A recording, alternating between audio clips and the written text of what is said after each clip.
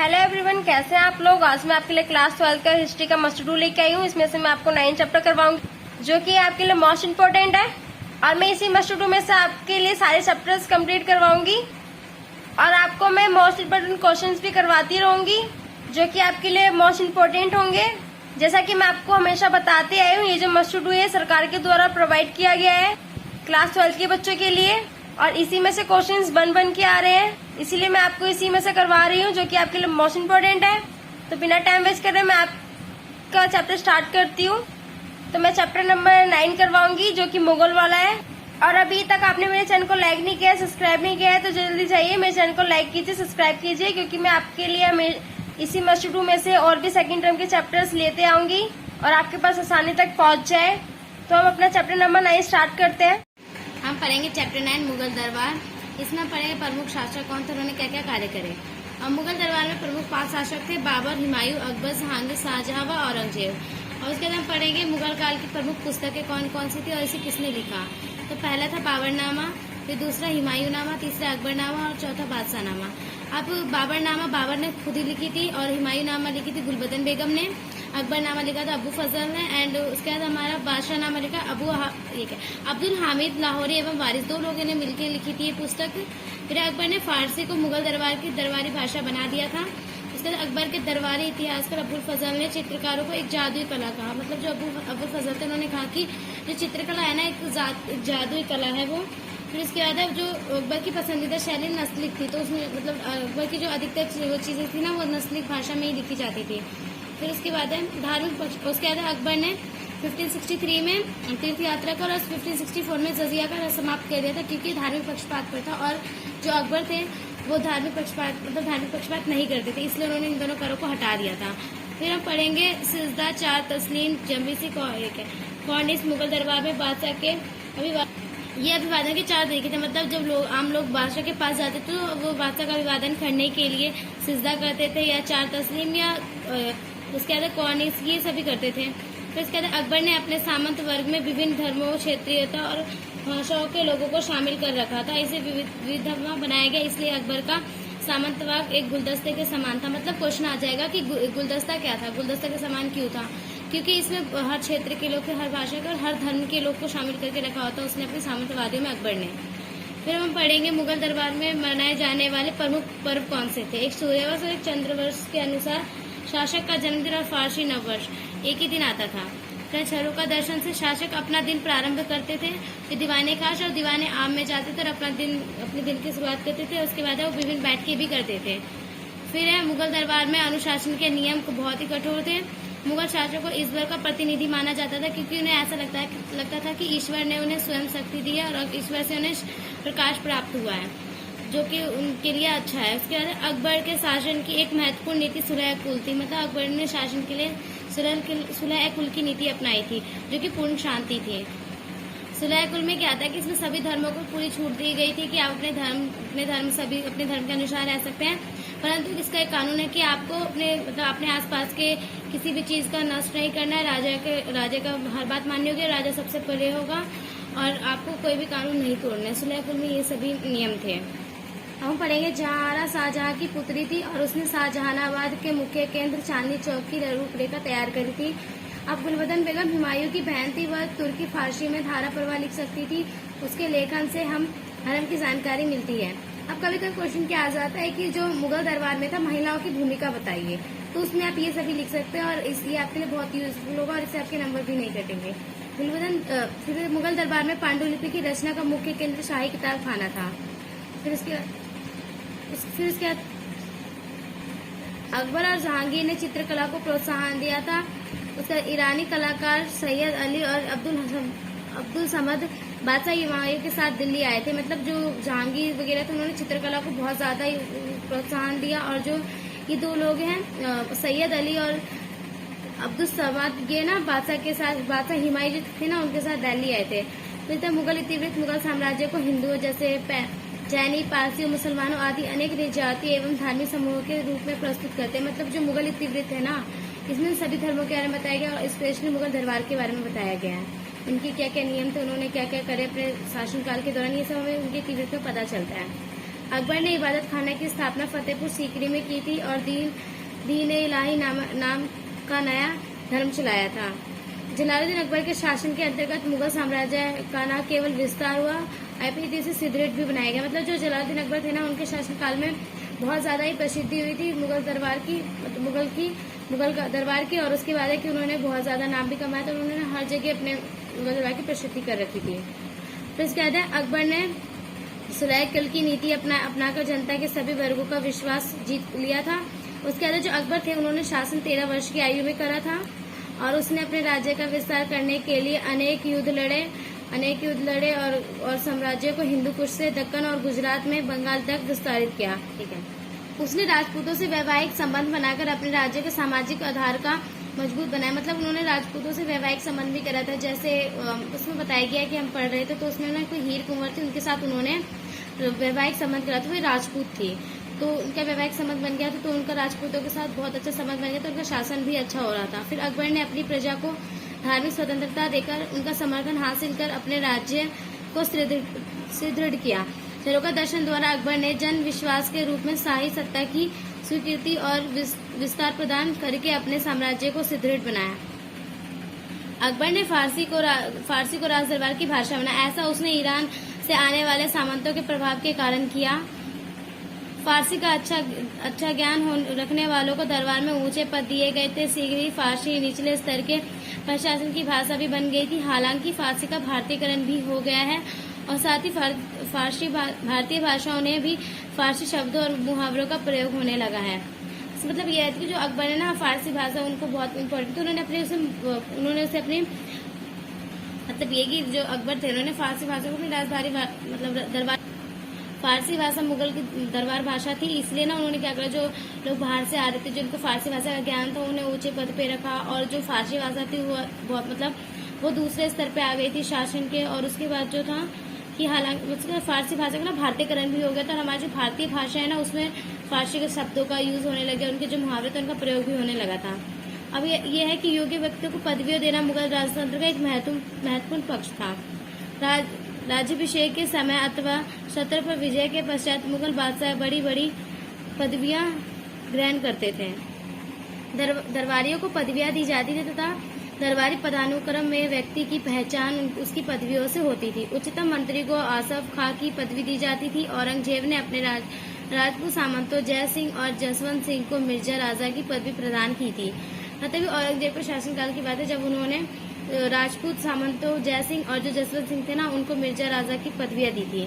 मुगलों के शासनकाल में पांडुलिपि की रचना एक महत्वपूर्ण कार्य था जिससे जुड़े विविध कार्य किए जाते थे। मतलब पांडुलिपियों की रचना उनके लिए बहुत इंपॉर्टेंट थी। अब ये था कि पांडुलिपियों की रचना होती कहाँ थी, तो वो किताब घर में होती थी, किताब खाने में की जाती थी। पांडुलिपि की रचना में अनेक लोग शामिल होते थे। पहला कागज बनाने वाले, क्योंकि वो कागज बनाते थे। दूसरा सुलेखक इन कागजों पर लिखते थे या पाठ की नकल तैयार करते थे। उसके बाद कोफ्तगर पृष्ठ को चमकाते थे। चित्रकार पांडुलिपि में चित्र बनाते थे। जिल्द साज प्रत्येक पन्ने को इकट्ठा करके उसे अलंकृत आवरण में बैठाते थे। मुगल काल में मानव का चित्रण निरंतर तनाव का कारण था, क्योंकि उलेमा इस्लाम का हवाला देकर मानवीय चित्रण को विरोध करते थे, जबकि अकबर और जहांगीर इस प्रकार की चित्रकारी को पसंद करते थे और उसका समर्थन करते थे। अकबर की ओर से अबुल फजल ने मानव के चित्रण का समर्थन करते हुए कहा कि कई लोग ऐसे हैं जो चित्रकला से घृणा करते हैं, पर मैं ऐसे व्यक्तियों को नापसंद करता हूँ।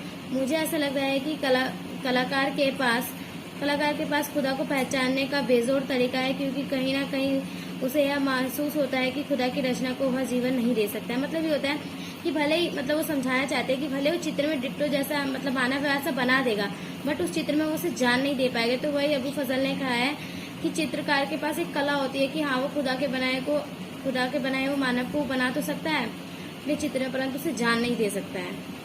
अबू फजल ने अकबर के सुलह कुल के आदर्श को प्रविध शासन की आधारित बताया। एक देवी प्रकाश की अवधारणा दी गई है। दिखाया गया कि मुगल शासकों को सीधे ईश्वर से प्रकाश अर्थात शक्ति मिली है।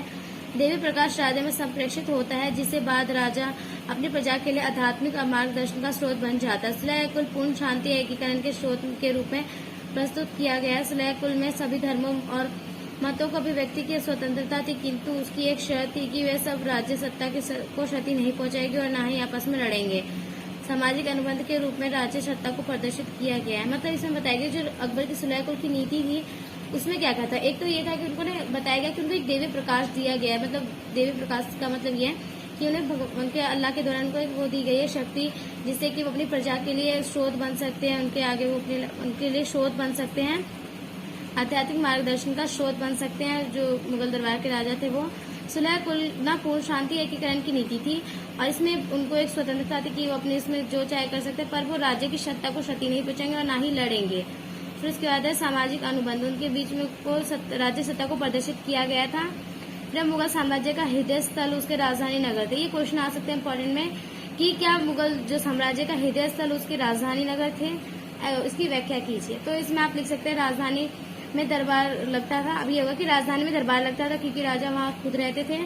फिर बाबर ने लोधी राजधानी आगरा पर कब्जा कर लिया, लेकिन उसके 4 वर्ष के शासनकाल में भिन्न भिन्न स्थानों पर दरबार लगा। 1560 में अकबर ने आगरे के लाल किले का निर्माण करवाया। 1570 के दशक में अकबर ने अपनी नई राजधानी फतेहपुर सीकरी का निर्माण करवाया। 1585 में अकबर ने लाहौर को 13 वर्ष तक अपनी राजधानी बनाया। 1648 में शाहजहां ने अपनी राजधानी आगरा से शाहजहानाबाद स्थानांतरित कर ली।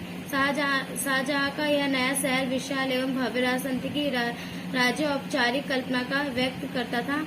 मुगल राजधानी मुगलों की सत्ता, शक्ति और वैभव का प्रतीक था। मतलब इसमें हमने जो क्वेश्चन बताया था अभी, उसमें आपको एक्सप्लेन पूछेगा कि एक्सप्लेन कीजिए, तो उसमें आप बता सकते हैं कि एक तो ये था कि राज दरबार में जो राजधानी थी वहाँ पे राज दरबार लगता था क्योंकि वहाँ राजा खुद रहता था। और मुगल काल में क्या हुआ कि जैसे जैसे समय बीते गई इनकी राजधानी भी चेंज होती गई। जैसे 1560 में उन्होंने लाल किले का निर्माण करवाया, फिर 1570 के दशक में वो चले गए फतेहपुर सीकरी में। फिर 1585 में अकबर ने लाहौर में अपना वो दरबार बना लिया, राजधानी कर ली। फिर उसके बाद उन्होंने 1648 में जो शाहजहां थे वो अपने जितने भी परिवार थे या जितने भी फैमिली में आते थे सब चले गए थे शाहजहानाबाद, जिससे अब दिल्ली कहा जाता है, वहाँ पे चले गए थे। वहाँ पे उन्होंने रहने लग गए थे, उन्होंने वहाँ पे अपनी राजधानी बना ली।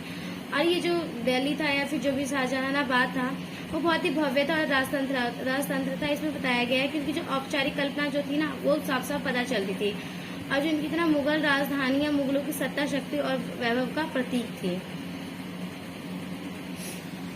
हम पढ़ेंगे मुगल राजघरानों में महिलाओं की भूमिका बहुत महत्वपूर्ण थी।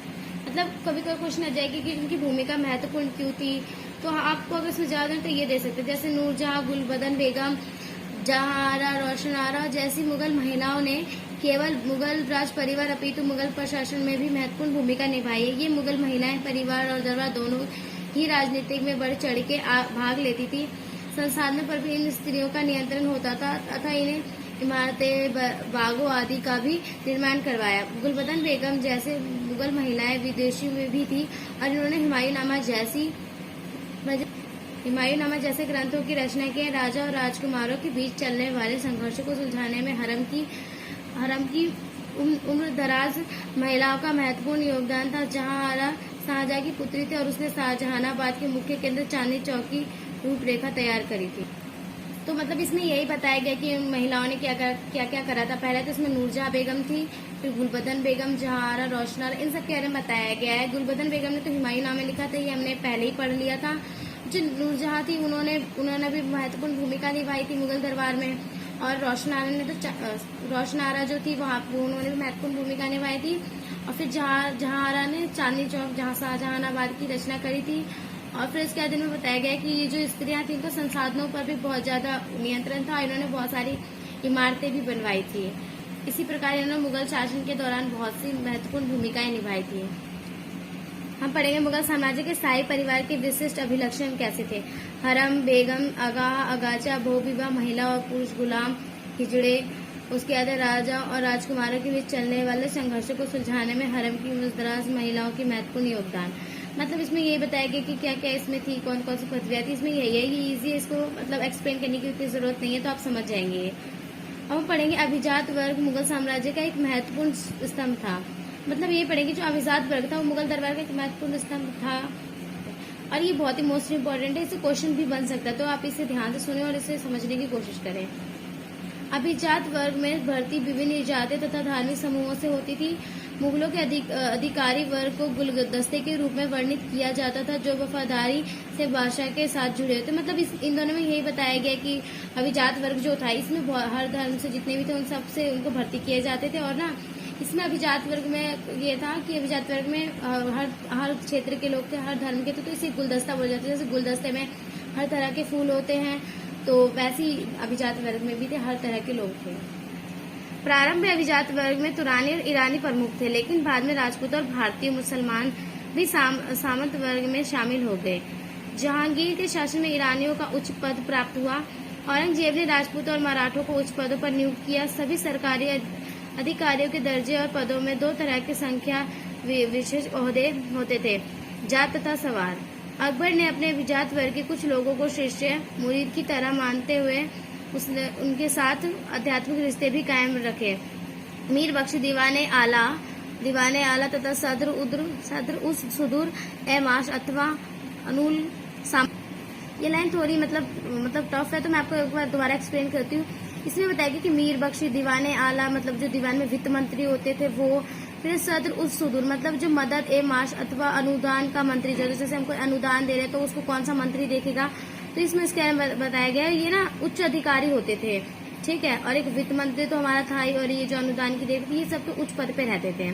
फिर हम पढ़ेंगे दरबार में नियुक्त तैनात रकाब अभिजातों का एक ऐसा सुरक्षित दल था जिसे किसी भी प्रांत या सैन्य अभियान में प्रतिनियुक्त किया जा सकता था। मतलब बताया गया कि ये ना मतलब तैनात रकाब, इसमें बताया गया कि अभिजात वर्ग का एक ऐसा समूह जिसे हम कभी भी कहीं भी ये कर सकते थे, प्रतिनियुक्त कर सकते थे। फिर पढ़ेंगे सटीक और विस्तृत आलेख तैयार करना मुगल प्रशासन के लिए मुख्य रूप से महत्वपूर्ण था।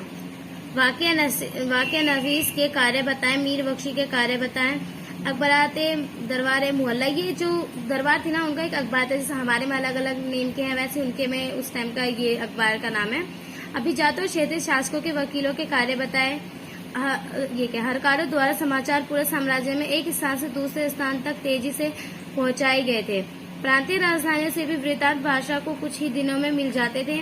इस प्रकार सार्वजनिक समाचार के लिए पूरा साम्राज्य आश्चर्यजनक रूप से तीव्र सूचना तैयार से जुड़ा हुआ था। अब हम पढ़ेंगे अकबरनामा, जो कि हमने पहले ही पढ़ा था कि उसे लिखा तब्बू फजल ने। अब उसकी विशेषताएं पढ़ेंगे कि उसमें क्या क्या विशेषताएं। तो हम स्टार्ट करते हैं। अबुल फजल अकबर के नवरत्नों में से एक और उसका एक मित्र था। वह अकबरनामा का लेखक था, वह अकबर का सलाहकार था, वह प्रभावशाली विवादी तथा स्वतंत्र चिंतक था, वह अकबर का दरबारी इतिहासकार था। अबुल फजल ने दरबारी इतिहासकार के रूप में अकबर के शासन से जुड़े विचारों को न केवल आकार दिया बल्कि स्पष्ट रूप से व्यक्त भी किया।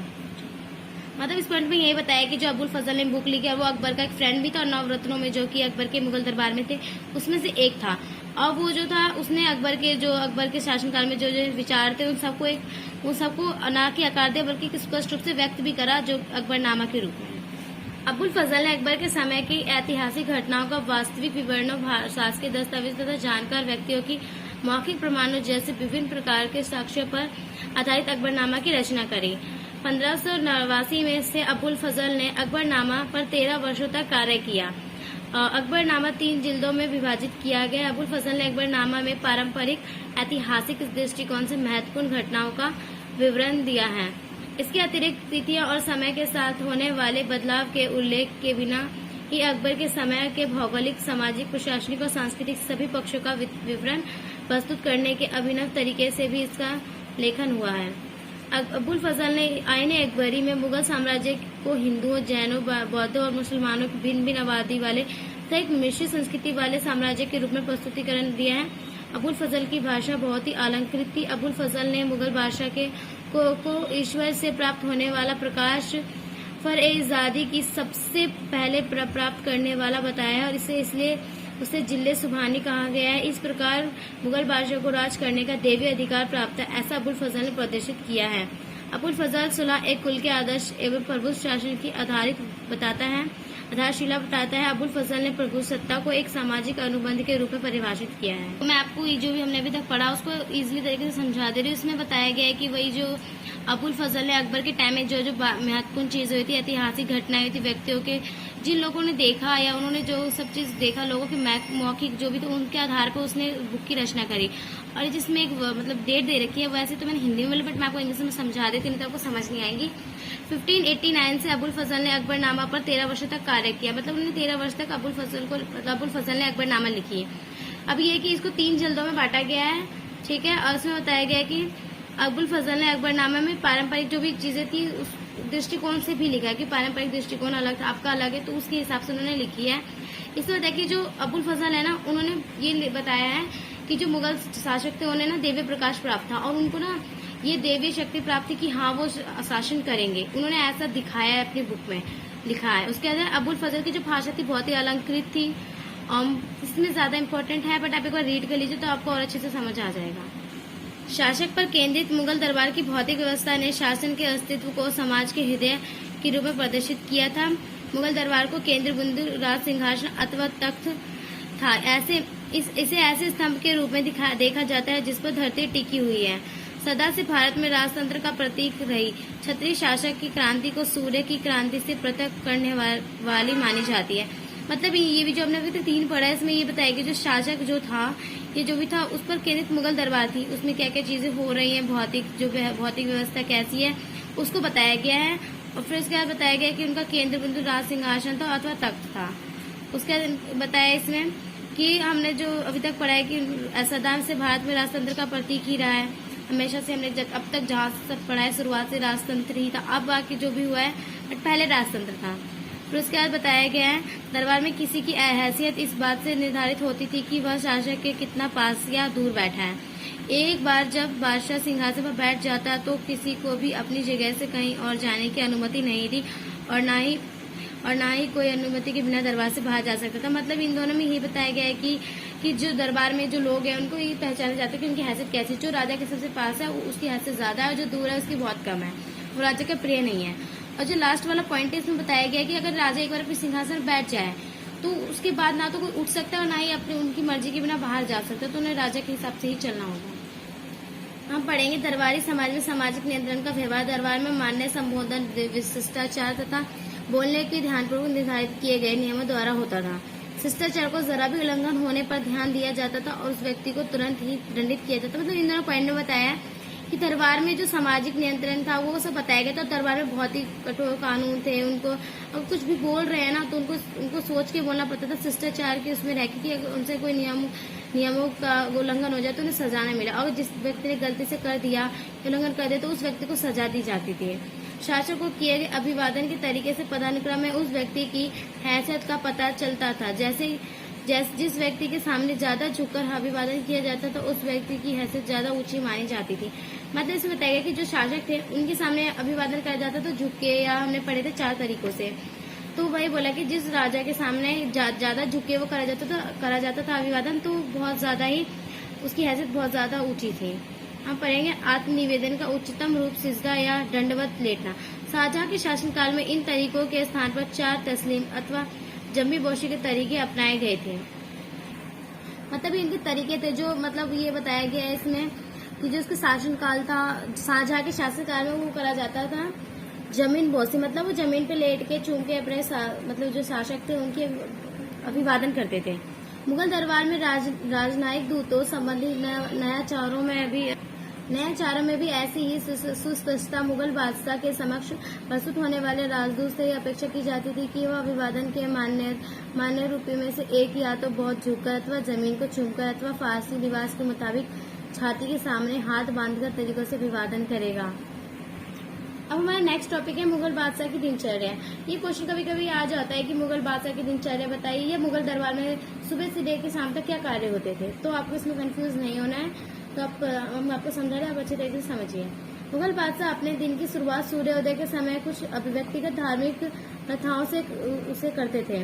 उसके बाद वह पूर्व की ओर से मुंह किए एक छोटे छज्जे अर्थात झरोके में आता था और जनता को झरोका दर्शन देता था। मतलब जो बादशाह था वो ये बताया गया उनके कोई वो था कि पूर्व की ओर मुंह करा छज्जा था, उसमें खिड़की थी, वहां पे वो आते थे और अपनी जनता के दर्शन करते थे या प्रजा के।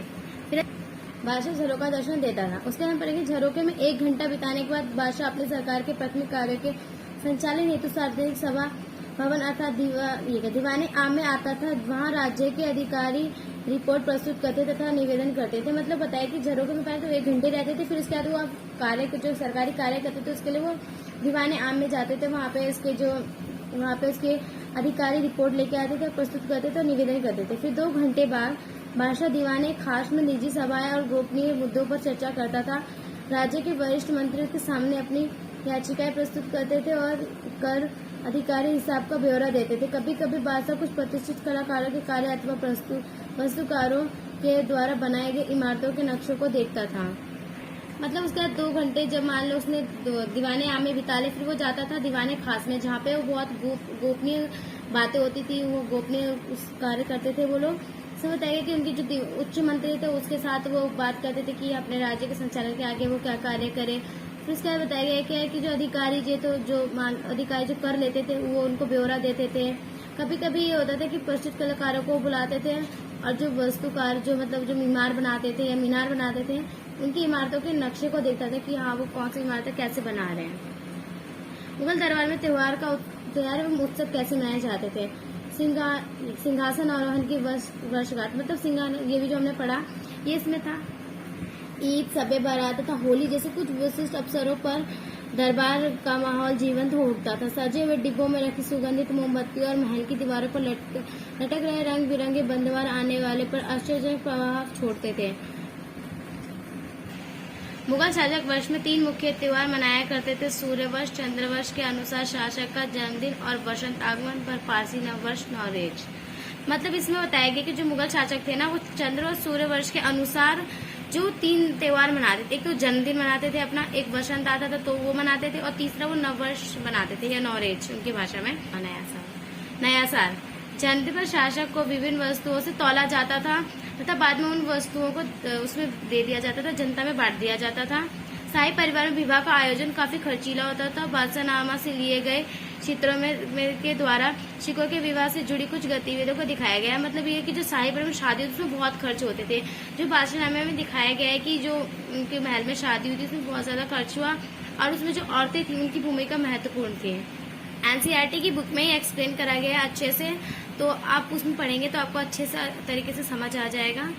अब हम पढ़ेंगे अकबर के धार्मिक विचार कहते हैं। मोस्ट इंपॉर्टेंट है, इसमें से क्वेश्चन कभी कभी आ जाता है या मोस्टली आएगा ही कि धार्मिक विचार बताइए अकबर के किस टाइप के थे, आपको एक्सप्लेन करने के लिए बोल देगा, तो आप इसे अच्छे से समझिए। धार्मिक ज्ञान के लिए अकबर की तलाश में ने फतेहपुर सीकरी के इबादत में विद्वान मुसलमानों, हिंदुओं, जैनी, पारसी और ईसाइयों के बीच अंतर धर्मीय वाद विवाद को जन्म दिया। अकबर ने धार्मिक विचार विभिन्न धर्म व संप्रदाय के विद्वानों से प्रश्न पूछते और उनके धर्म सिद्धांतों के बारे में जानकारी इकट्ठा करने से परिपक्व हुए। धीरे धीरे वह धर्म को समझने में रूढ़िवार तरीके से दूर प्रकाश और सूर्य को केंद्रित देवी उपासना के स्वयं कल्पित विभिन्न दर्शन यही रूप की ओर बढ़ा। अकबर अरब फजल ने प्रकाश के दर्शन का सृजन किया और राजा की छवि तथा राज्य की विचारधारा को आकार देने में इसका प्रयोग किया। इसमें देवी रूप से प्रेरित व्यक्ति का अपने लोगों पर सर्वोच्च प्रभुत्व तथा उसे अपने शत्रुओं पर पूर्ण नियंत्रण होता था। मतलब इस पॉइंट में ये बताइए कि अकबर क्या था। अकबर को ना बहुत ज्यादा शौक था अलग अलग धर्मों के बारे में जानना, उनके नियमों के बारे में जानना, और उनको अपने उसको उन सबको जानना और उनके बारे में कि उनकी क्या क्या चीजें और उनको अपने उसमें जीवन में करना। उन्होंने यही सब चीजें जान के परिपक्व हुए। जैसे जैसे बड़े वो पहले जब छोटे तो वो बहुत ज्यादा हिंदू धर्मी जो भी पारसी थे इन सब के बीच में रहते थे, इनसे वाद विवाद को जन्म दिया, वो सभी देखते थे। और ना उसके बाद उन्होंने बहुत सारी जानकारी भी इकट्ठा करी थी। फिर उसके बाद क्या हुआ कि उन्होंने ना जो रूढ़िवादी तरीकों से जो प्रकाश वगैरह सूर्य थे उन्होंने सबके बारे में जाना। फिर इसने उपासना को भी जाना, से कल्पित विभिन्न दर्शन यही रूप की ओर बढ़े। फिर जो अकबर और अबू फजल है उन्होंने प्रकाश के दर्शन का भी सृजन किया। उसमें हमने पढ़ा था प्रकाश का दर्शन क्या था, या उसमें ये बताया गया था कि जो राजा तो उन्हें भगवान के द्वारा वो प्रकाश मिलाया है, देवी प्रकाश मिला है और उनको शक्तियां मिली है। इससे क्या होगा, लोगों का धर्म ये विश्वास पड़ गया कि हाँ वो भगवान की तरफ से उनके लिए आया, उन पर शासन करने के लिए, और शत्रुओं पर उनका नियंत्रण भी था। इसमें बस इतना ही है, ज्यादा इसमें एक्सप्लेन करने की जरूरत है। आप पढ़ेंगे तो आपको इजीली समझ आ जाएगा।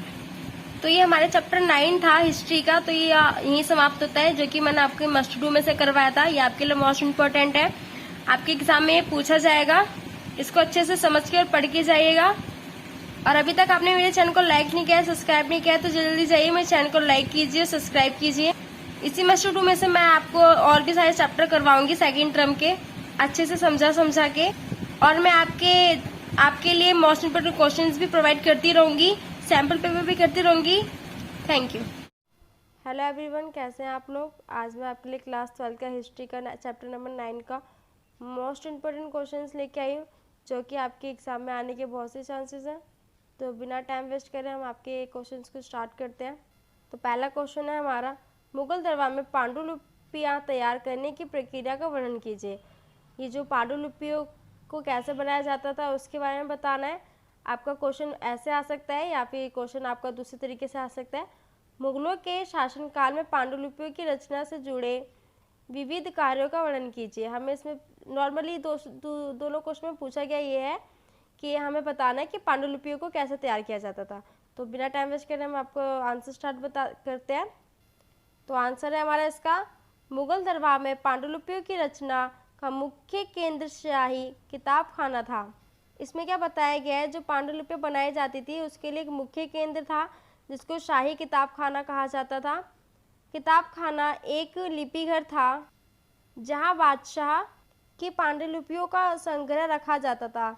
ये किताब खाना जो था यहाँ पे बादशाहों की जो पांडुलिपियों का संग्रह रखा जाता था, मतलब हम कह सकते हैं चिट्ठा रखा जाता था सारा, तथा नई पांडुलिपियों की रचना की जाती थी। यहाँ पे नए पांडुलिपियों की रचना भी की जाती थी और जो पुरानी पांडुलिपियाँ होती थी उनको भी यहीं रखा जाता था किताब खाने के अंदर। आगे है हमारा, पांडुलिपियों की रचना में विविध प्रकार के कार्य करने वाले लोग भाग लेते थे। मतलब क्या कहा गया इसमें कि जो पांडुलिपियाँ जो बनाई जाती थी, इसकी जो रचना की जाती थी, इसके लिए ना बहुत से लोगों का काम पड़ता था इसके अंदर पांडुलिपि बनाने में। तो पहला क्या था हमारा, कागज़ बनाने वाला। अब इसके अंदर हमें कागज़ बनाने वाला भी चाहिए होता था। पांडुलिपि जो लिखी जाती थी उसके लिए हमें कागज़ भी चाहिए होते थे, तो उसमें कागज़ बनाने वाला भी चाहिए हमको। और दूसरा क्या है, पांडुलिपि के पन्ने तैयार करने वाला। अब कागज़ तो बन गया, अब पन्ने तैयार किए जाते थे पांडुलिपि बनाने के लिए, तो पन्ने बनाने वाला भी चाहिए होता था उसके लिए हमें। पाठ की नकल करने के लिए सुलेखकार, जो अब हम जो क्या कहते हैं हम वो बनाते थे, पांडुलिपि जो बनाते थे, अब हम जो बनाते थे उसको ना नकल करने वाला भी चाहिए होता था, तो उसके लिए हमें सुलेखकार भी चाहिए होता था नकल करने के लिए, तो सुलेखकार की भी जो नीड पड़ती थी हमें। तीसरा ये हो गया। चौथा क्या है हमारा, पृष्ठों को चमकाने के लिए क्रॉफ्तागर। अब मतलब क्या है, अब इसमें कहा गया है कि जो हमारे जो पांडुलिपि के लिए जो पन्ने तैयार हो गए, कागज़ तैयार हो गए, तो उसको कागज़ को और पन्ने को चमकाने के लिए क्रॉफ्तागर चाहिए होता था। अब पांचवा हमारा, पाठ के दृश्यों को चित्रित करने के लिए चित्रकार। अब जो जैसे हम इसमें क्या था, जो पांडुलिपि तैयार की जाती थी उसमें जो लिखने वाले जो होते थे वो लिखा करते थे, और जो चित्र बनाने का जो कार्य होता था उसमें जगह छोड़ दिया करते थे, वहाँ पे चित्रकार आते थे, वहाँ पे चित्रकारी करते थे। और चित्रकार का मतलब होता था कि जैसे कि कोई बादशाह है, वो कहीं किसी युद्ध में लड़ा है, तो अपनी मतलब उस युद्ध की जो बातें अपने शब्दों में ना कहकर चित्रों के द्वारा, चित्रों के माध्यम से समझाया जाता था। तो इसमें चित्रकार जो था उसकी भी ज़रूरत होती थी।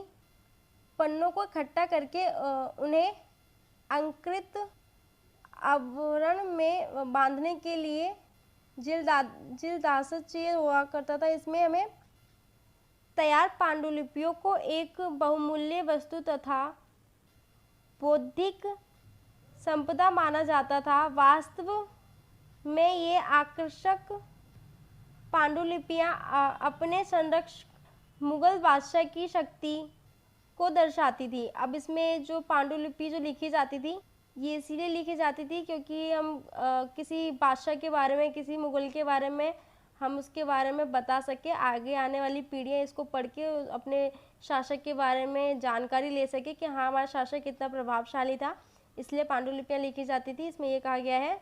नेक्स्ट क्वेश्चन आता है हमारा सेकंड क्वेश्चन है हमारा, मुगल दरबार से जुड़े दैनिक कर्म और विशेष उत्सवों के दिनों ने किस तरह से बादशाह की सत्ता शक्ति को प्रतिपादित किया होगा। अब इसमें बताया गया है कि जो मुगल था, जो मुगल दरबार में से जुड़े जो कर्म थे, उत्सव थे, और उत्सवों के बारे में बताया गया कि उत्सव जो हुआ करते थे वो सत्ता को, शक्ति को किस तरह मतलब प्रतिपादित करते थे। अब इसमें बताया गया, हमें इसका आंसर लिखना है। मुगल दरबार से जुड़े दैनिक कार्य तथा विशेष उत्सवों का मुख्य केंद्र बिंदु बादशाह ही होता था। अब इसमें कहा गया है कि कोई भी उत्सव हो, कोई भी कुछ भी हो, दैनिक जुड़े कार्य भी हो, ये इसका मुख्य बिंदु बादशाह ही हुआ करता था।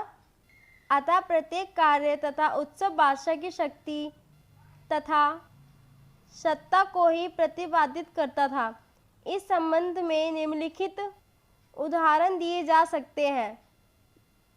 पहला उदाहरण है हमारा दरबार में अनुशासन। हमें इसमें बताना दरबार में किस तरह अनुशासन हुआ करता था, तो हमें इसमें ये बताना है।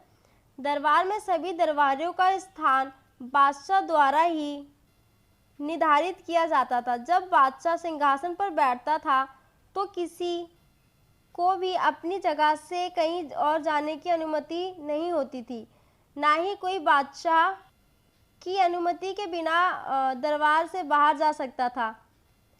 अब इसमें क्या कहा गया है, दरबार में जो अनुशासन था ये था कि जो दरबार में जब बादशाह आता था तो वो आके अपने सिंहासन पे बैठता था, तो जो वहाँ के जो उसके अगल बगल में जो लोग हुआ करते थे, उसके अनुयायी जो हुआ करते थे, वो शासक के बिना अनुमति के ना कहीं जा सकते थे और ना वहाँ से कहीं उठ सकते थे। यदि वे वहाँ से उठते थे तो उनको दंडित किया जाता था। इसमें ये बताया गया, आप देखिए जैसा कि आप देख सकते हैं इसमें लिखा है दरबार के नियमों का उल्लंघन करने वालों को तुरंत दंडित किया जाता था, मतलब उन्हें पनिशमेंट दी जाती थी।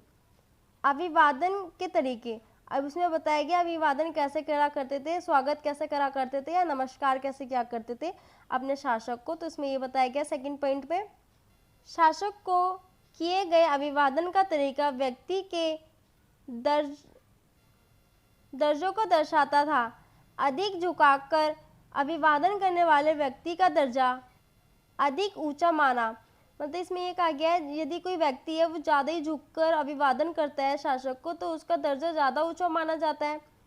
अभिवादन का उच्चतम रूप सिजदा या दंडवत लेटना, मतलब सिजदा जैसे झुककर सिजदा करते हैं वैसे, दंडवत मतलब जैसे एकदम जैसे लेट नहीं जाते हैं पैरों में, वैसे दंडवत करना होता है। इसका मतलब ये कहा गया है।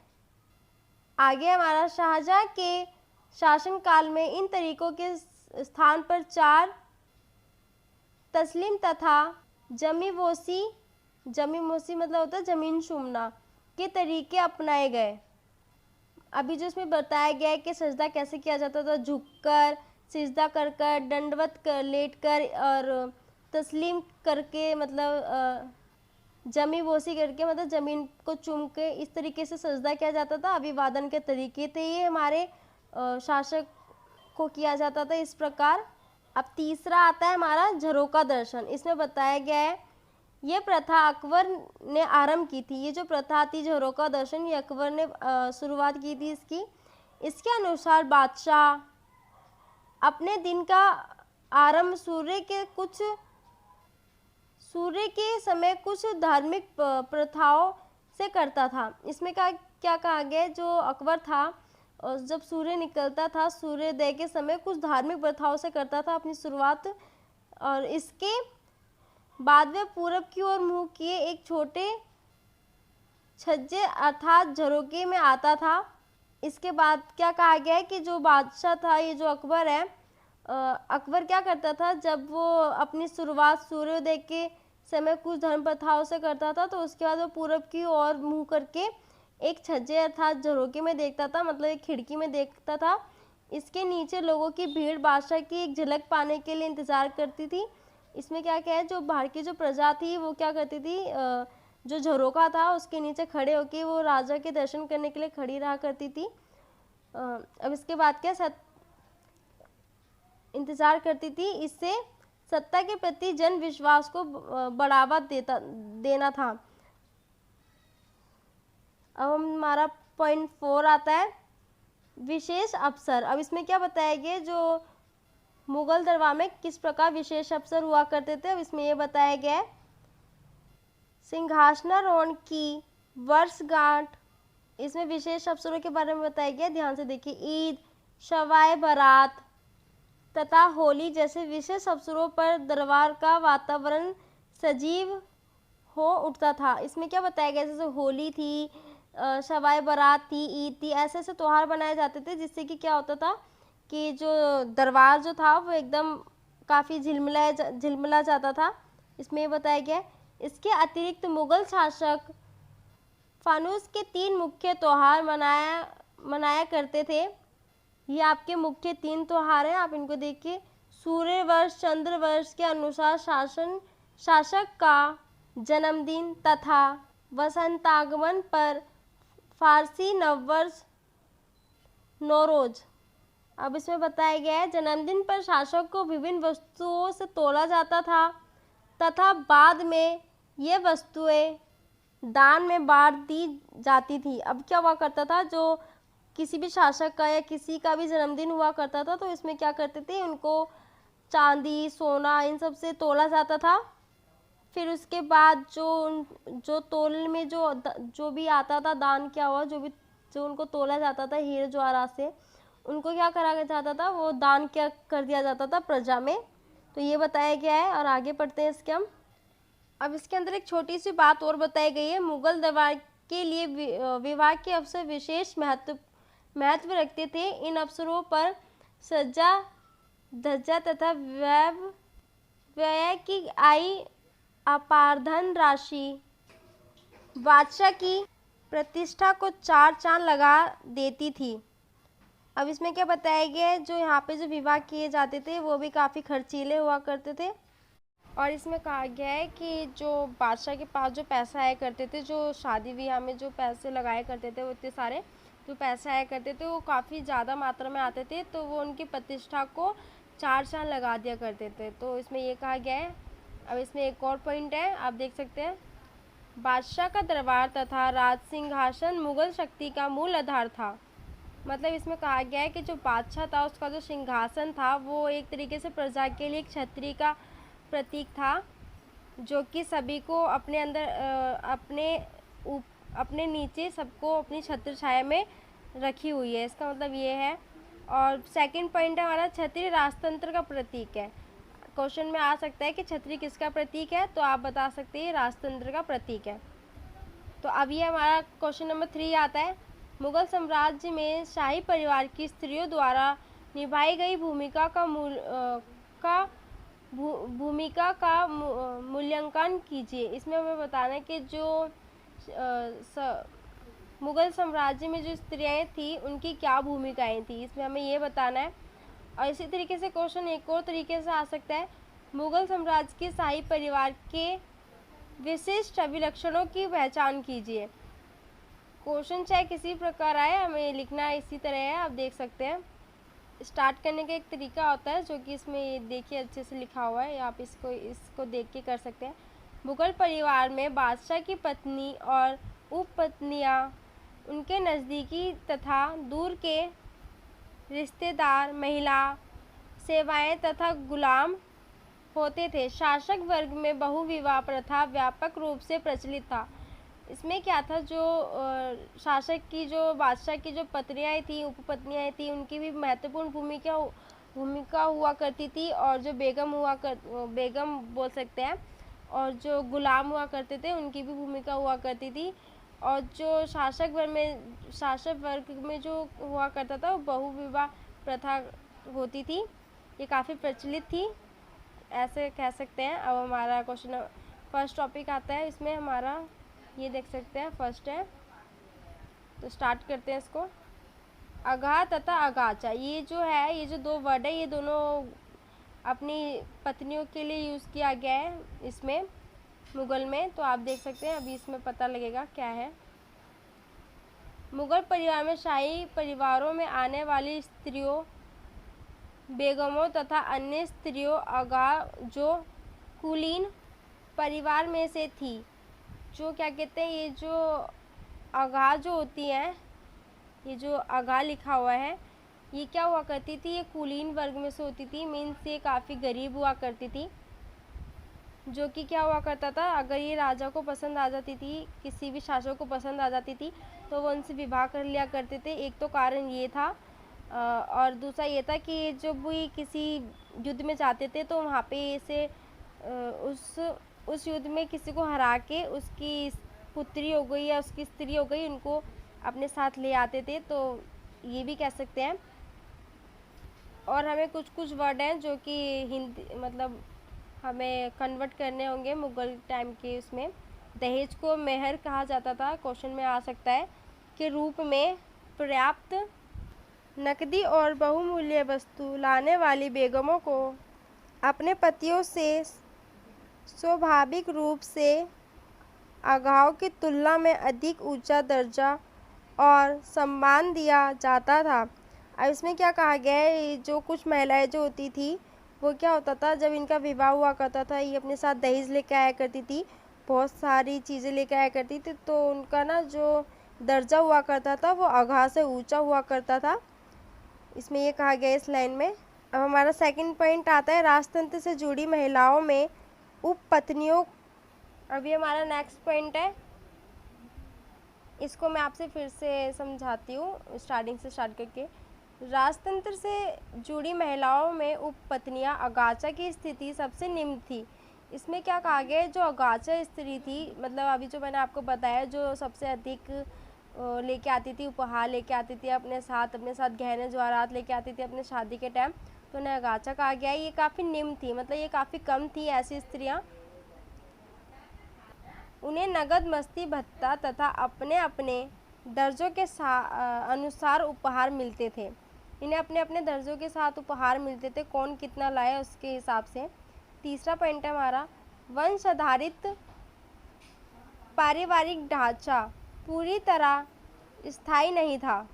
यदि पति की इच्छा हो और उसकी 4 पत्नी ना तो आगा हो और अगाचा भी बेगम की स्थिति पा सकती थी। मतलब इसमें यह कहा गया है कि अगर कोई शासक है या कोई बादशाह है, अगर उसकी बेगम आगा हो या अगाचा हो उससे कोई फ़र्क नहीं पड़ता, वो किसी के भी पास जाके रह सकता है। इसमें यह कहा गया है ऐसी स्थितियों को प्रेम तथा मृतत्व विधिवत रूप से विवाहित पत्नियों के दर्जों तक पहुँचने में महत्वपूर्ण भूमिका निभाते थे। अब इसी में हमारा नेक्स्ट पॉइंट है गुलाम। पत्नियों के अतिरिक्त गुलाम मुगल परिवार में अनेक महिला तथा पुरुष गुलाम होते थे। इसमें क्या कहा गया है, पत्नियों के लिए जो होती थी, जो इनके लिए मुगल परिवार में क्या होता था, जो पत्नियां हुआ करती थी उनके लिए पुरुष भी गुलाम हुआ करते थे, महिलाएं भी गुलाम हुआ करती थी। वह साधारण से साधारण कार्य से लेकर कौशल, निपुणता तथा बुद्धिमत्ता के कार्य करते थे। मतलब कि एक इसमें बताया गया है कि जो इनके जो गुलाम हुआ करती थी, बादशाह की जो पत्नियां हुआ करती थी, इनके जो गुलाम हुआ करते थे वो सरल से सरल भी कार्य किया करते थे, कौशल कार्य भी किया करते थे और बुद्धिमत्ता भी कार्य करते थे, मतलब हर प्रकार के कार्य करते थे।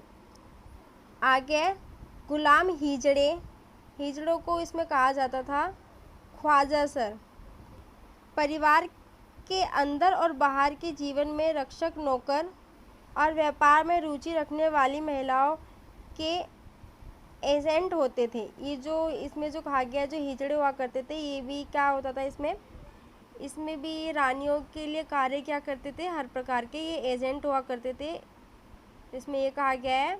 नेक्स्ट है हमारा वित्तीय संसाधनों पर नियंत्रण। ये बहुत महत्वपूर्ण है आपके लिए क्वेश्चन, ये टॉपिक आप देखिए इसको। नूरजहां के बाद मुगल रानियों और राजकुमारियों ने महत्वपूर्ण वित्तीय संसाधनों पर नियंत्रण रखा शुरू कर दिया। शाहजहां की पुत्रियों जहां आरा तथा रोशन आरा को ऊंचे मनसबदारों के सामने वार्षिक आय होती थी। इसके अतिरिक्त जहां आरा को सूरत नगर से राजस्व प्राप्त होता था, यहाँ बंदरगाह नगर विदेशी व्यापार का महत्वपूर्ण केंद्र था। अब इसमें क्या कहा गया, जो शाहजहां था उसकी जो पुत्री थी जहां आरा और रोशन आरा, इन्होंने भी काफ़ी महत्वपूर्ण भूमिका निभाई है अपने पिता के रोज़गार को आगे बढ़ाने के लिए। इन्होंने व्यापार में अपने पिता की मदद करी है और इन्होंने अपने व्यापार को आगे बढ़ाया, ये सब लिखा हुआ है इसके अंदर। उन्होंने किस प्रकार अपनी भूमिका निभाई ये बताया इसके अंदर, आप देख सकते हैं। अब नेक्स्ट टॉपिक आता है इसमें लेखन कार्य, गुलबदन बेगम का हुमायूं नामा। गुलबदन बेगम द्वारा रचित हुमायूंनामा से हमें मुगलों की घरेलू दुनिया की एक झलक मिलती है। गुलबदन बेगम बाबर की पुत्री तथा हुमायूं की बहन थी।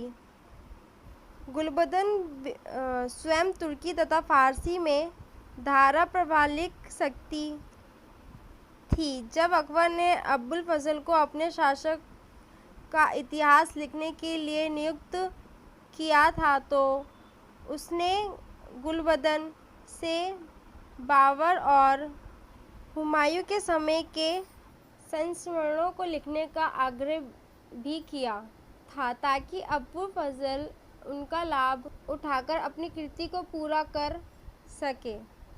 गुलबदन ने जो लिखा वह मुगल बादशाह की प्रशस्ति नहीं थी। उसने मुख्यतः राजाओं और राजकुमारों के बीच होने वाले संघर्षों और तनावों के बारे में लिखा था। इसने संघर्षों को सुलझाने में परिवार की वृद्ध स्त्रियों की महत्वपूर्ण भूमिकाओं के बारे में भी विस्तार से लिखा।